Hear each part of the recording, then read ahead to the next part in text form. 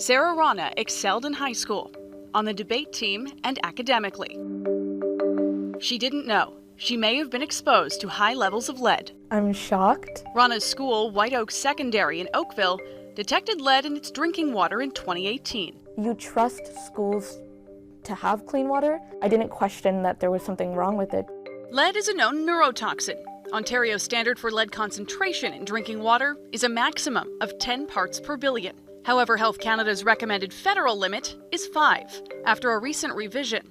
Not low enough for this pediatrician. There is no safe level of lead. You name it, and lead probably contributes to that condition. Children exposed to lead will have higher rates of heart disease, hypertension, cardiovascular disease, early dementia, gout, anemia. The list goes on. In August 2018, almost half of the water samples taken at White Oak Secondary School exceeded the federal limit. One sample was 28 times over. There was nobody in the building other than the contractors doing some work, so not a lot of water was being used. And so probably that is why you have higher standing lead exceedances. The board says lead levels were impacted by stagnant water and unused taps during the summer break. If we know there's lead in the plumbing, if we know there's lead in the fixtures, then rather than test, and flush, which has so many nuances, we should be installing a lead clearing filter. White Oaks has had high lead levels before, dating back to 2016.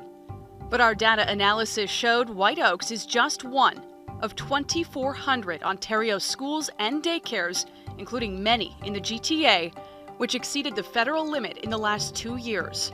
24 of those had samples with lead levels high enough to immediately impact blood lead levels in a child. Our work should be, focused on making sure kids are never exposed. Ontario is the only province to require schools and daycares to annually test drinking and cooking water. The results are made public. Environment Minister Jeff Urick declined an interview for this story, but his office said it's still studying how to make drinking water safer. They should do something about it so it doesn't endanger anyone.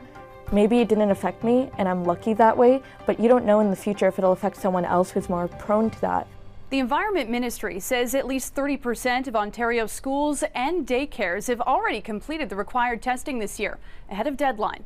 But if a school or daycare doesn't comply, the ministry says it can step in, and that could mean immediate water testing or has the potential for investigation and prosecution.